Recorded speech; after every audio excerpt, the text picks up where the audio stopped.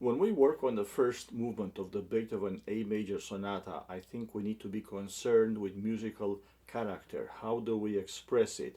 How do we change character throughout the movement? And especially what interests me is how do we physically show that? And therefore, I like to take a look at various technical points that help us throughout the movement express character. The very opening is very serene, very peaceful, and I think it's very important that we choose a very slow bow speed, slow bow changes, slow and light shifts in the tempo that we chose. The tempo can be fast, but the actual movements we have can be very, very peaceful. And one more thing, it's important that whenever we can, we use extensions so we don't always shift and look very busy playing this.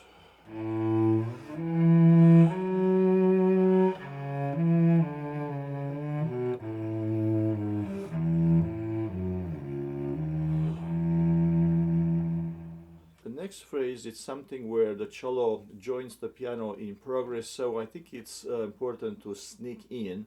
And as we go on, a few bars later, we have a couple of trills which I like to discuss when we get there.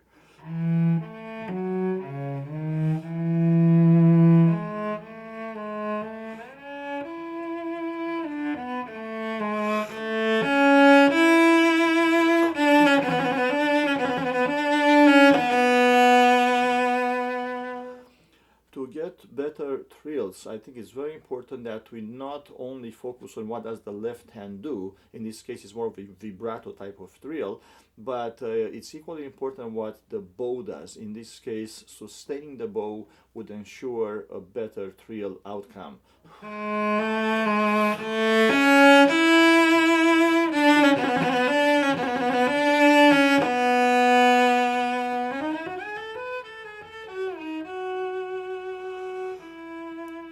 As you see, during this small cadenza, it's important that we make it sound effortless by releasing a lot of the bow pressure during the low, long B, so the next few notes seem effortless. Going on, we have the first big surprise, which is very typical of Beethoven, a sudden outburst of loud playing. And I think it's important to not only think of loud, but also what can the bow speed and bow location can do for us.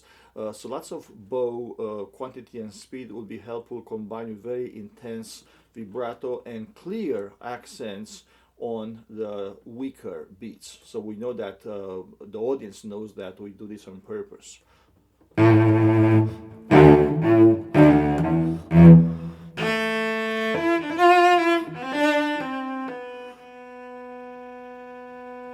Here we have two bars where it's very tempting to get louder, like in other pieces by other composers, but Beethoven has clearly indicated throughout the movement dynamics, crescendi, diminuendi. So if there is no crescendo, assume that there is nothing that we need to do, and the next surprising forte will be much more effective.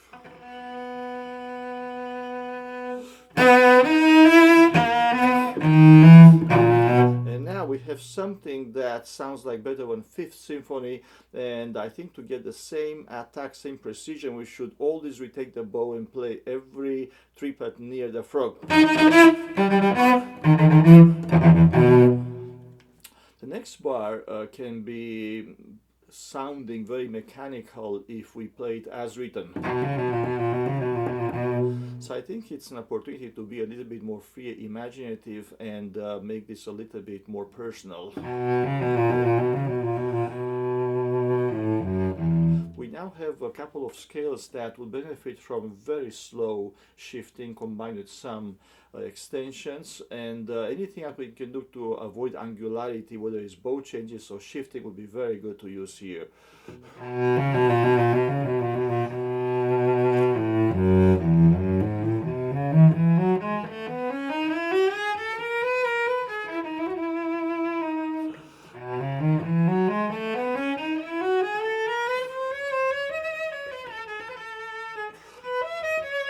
Here we have a tricky shift that we have to do clean and with security.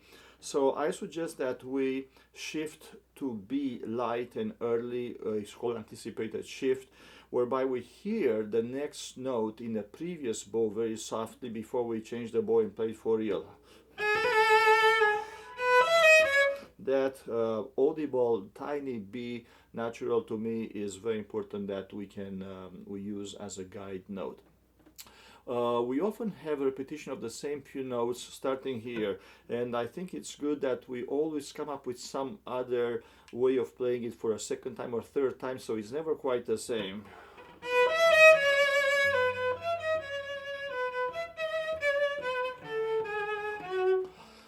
And so on and so forth. We have now many bars where Beethoven indicates no crescendo whatsoever, so it's very important to exercise self-restraint over the next number of bars until the next indicated forte, to have this long serene section, a bit of mystery attached to it because we don't know what's going to happen. So I think it's good to use self-restraint, and then when it finally gets back to loud, it's clearly a surprise.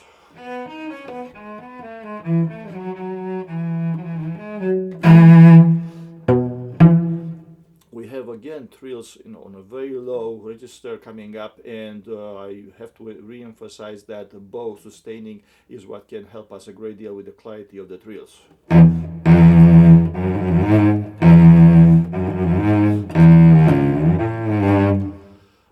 Going on, we have a scale that can be much more peaceful if we choose a fingering that can help us with that, meaning thumb position,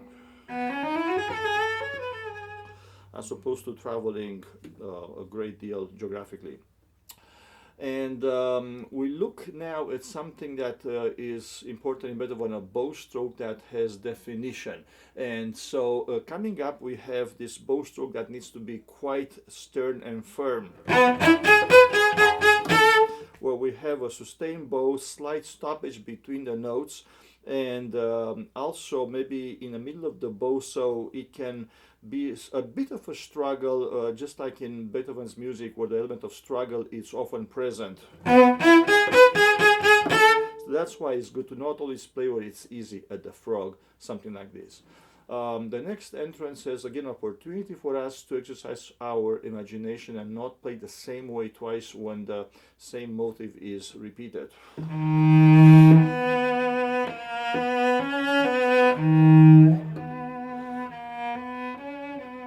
And the shift that I did here to make it not only clean but also safe would benefit from us doing a guide finger shift, meaning I shift very softly to A or A sharp before I place down my B natural. Very light shift but very firm left hand, as you see when I start and when I arrive. We have sometimes accents, and one of them coming up is typical of what I think we should do when we see an accent. It's not always a violent accent, sometimes it's a very expressive accent, which means lots of left hand and a deeper bow or bow speed.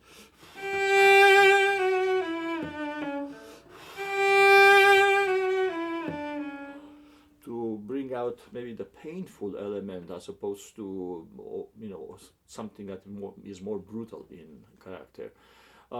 We have a stormy section coming up, and I suggest that we on purpose don't play every 16th note the same length. I think some 16 notes, the lowest notes, need a bit more time, so I think we should on purpose play unevenly, lengthening low notes or any notes that need emphasis, and rushing a bit the ones that are not so important.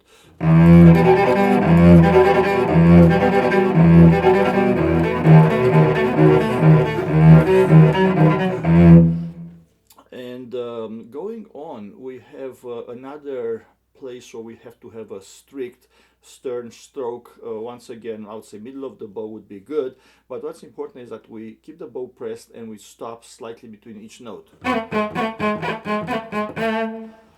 The next section is very much like a ghost effect, which happens in Beethoven's music from time to time, and therefore vibrato usage can be minimal or even nothing, and I think it's equally effective to do that.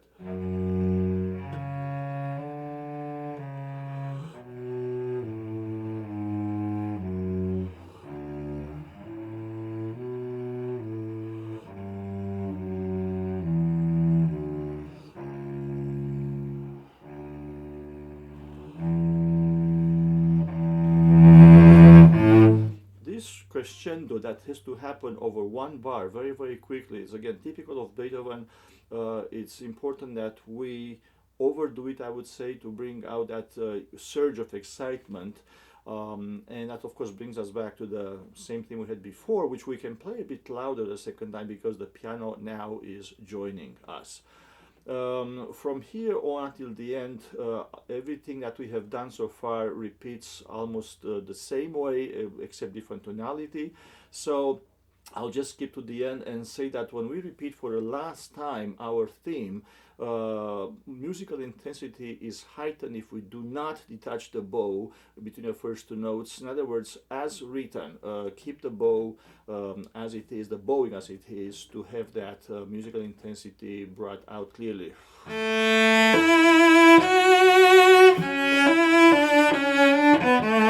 Also, whenever we have these passing 8 notes, it's good to stretch them for added expression.